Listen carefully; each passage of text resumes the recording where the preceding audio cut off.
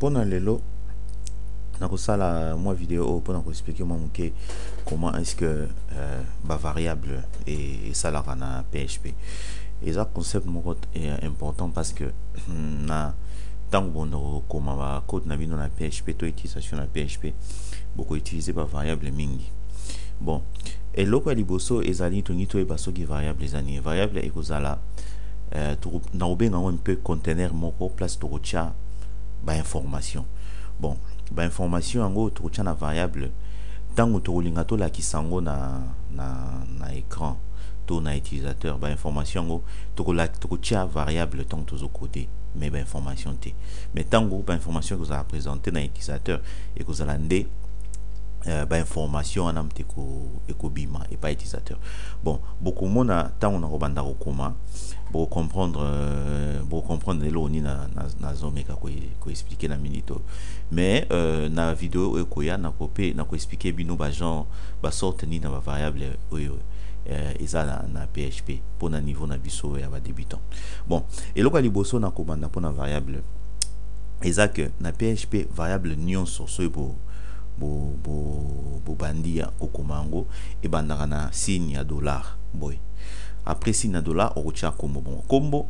oya biso to benga variable na biso to benga kombo na lingala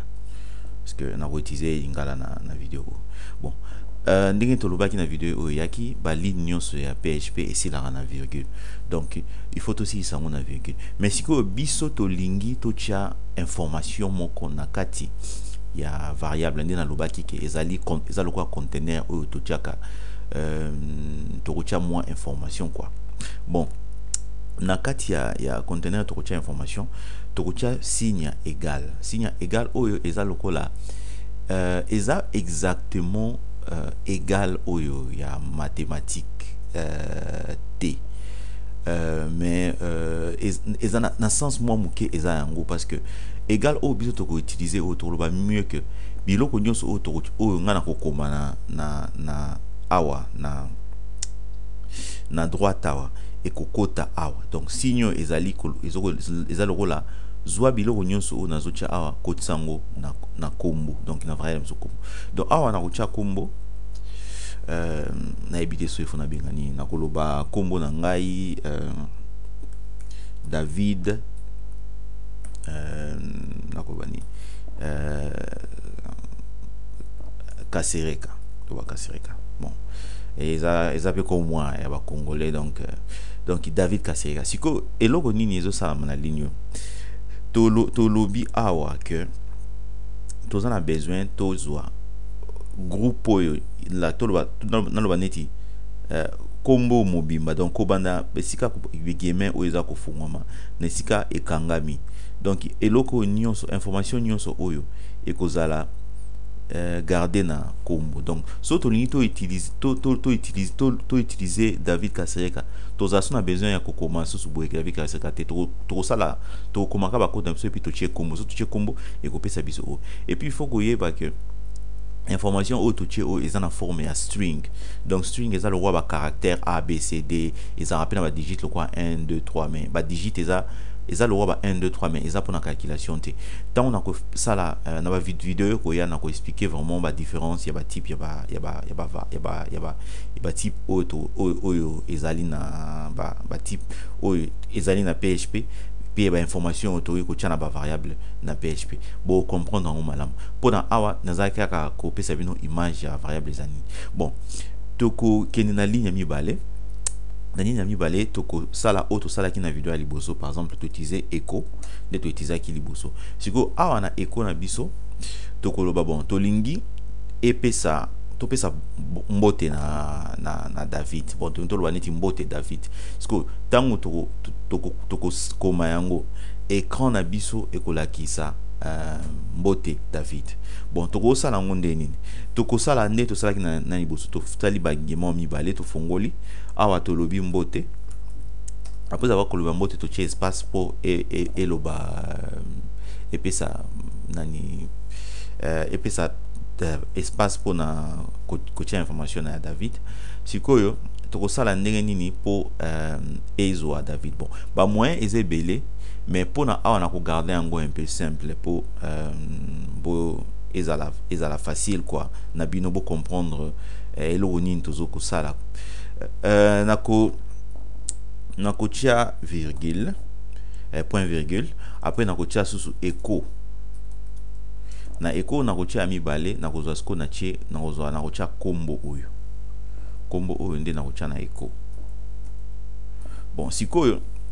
tango toko tia yango na toko tia yango na système na biso omona que résultat o toko zwa ekozala ndenge boyebi echo ezali commande oyo epesaka ezongisaka information sur forme ya test na utilisateur, par exemple na browser. Donc browser na biso ekopesa mbote ikoloba nanu mbote ndenge ezalai na video ya liboso. Après mbote ekozala na mwa espace, après espace ekopesa biso siko information eza na kombo, mais il faut koyeba nyonso ekozala na ligne moko, parce que so bolingi bosala botia information na deux lignes nde na ligne na liboso eke na ligne na mibale ekozala na moi signe mususu il faut tout mais na vidéo na biso auto regardons simple. Donc biso te baka na mutu ke ekozala mbote espace après ekopesa information à combo. Donc tozo ko expecter browser et l'accès utilisateur na biso to et l'accès biso mbote David Kasereka. Bon nako sauvegarder parce que tant to comme fichier il faut te sauvegarder information. Bon ne boyeba ki ezaki na autobenga directory na anglais répertoire moko spécifié o il faut to tcha biloko po sala ndenge so bozo bango te bolanda bozonga sous na vidéo o eza avant oyo nde boko yeba esika nini faut to tcha bandana biso. Bon ngai na okene ko sauvegarder ba information na ngai o na tche awa so botali bien awa eza ngai nazana local disk C nazana WAMP folder et puis na WAMP folder il faut ezala na kati ya folder www donc iza ici quand on a des fichier na biso PHP et wana salama après na kati ya www na créer répertoire mon pour na kotia ba vidéo na on a salé bino pour na programme oyo. Bon tokozwa yango to sauvegarder yango na kati ya folder wana. Après savoir que bo excusez nga epesi combo epesi erreur na combo to photo chana il faut na cha combo mususu na ko to ko benga ngo combo na ko cha awa b nazo juste ko changer ngo php. Bon na ko sauvegarder ngo après avoir ko sauvegarder ndeka to sala na video ya liboso to ko kende na browser na biso sikoyo to taper localhost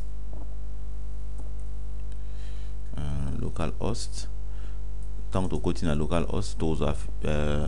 nani oza procédure oza nzela mususu ya ndenge ka to sala na video mususu pona koma na fenêtre. Après to ke na projet to ke na de la nation excusez moi ezali de la nation te eza na benga yoni académie de la nation na académie de la nation to lukis ko fichier to kiya to benga ki on combo. Bon nde to benga ki on combo to sala ndeni to ke to fungoli combo.php nde bo moni awa combo.php et bisi biso mbote de David Kasereka. Bon nous allons rapide parce que vidéo pe kala minute minute na nga ya YouTube kokoka so to zongi na mae to salaki liboso boko comprendre que awa écran to oyo tozomona na écran eza oyo ezomona na baligno mibale. Donc mbote oyo espace et puis ba information oyo eza na conteneur oyo kombo yango nde ebimi na browser na biso. Donc so na bina minimiser yango awa so botali malamu bokomona que mbote yango mte bimi na espace oyo to tchaki wana après kombo oyo ya David Kasereka. Bon au fur et à mesure tozo progresser bozana image ya malamu sur ba variable mais na kokata vidéo oyo awa toko na progrès beaucoup comprendre bien sur comment est-ce que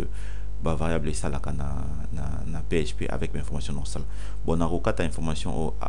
vidéo oyo awa à la prochaine, au revoir.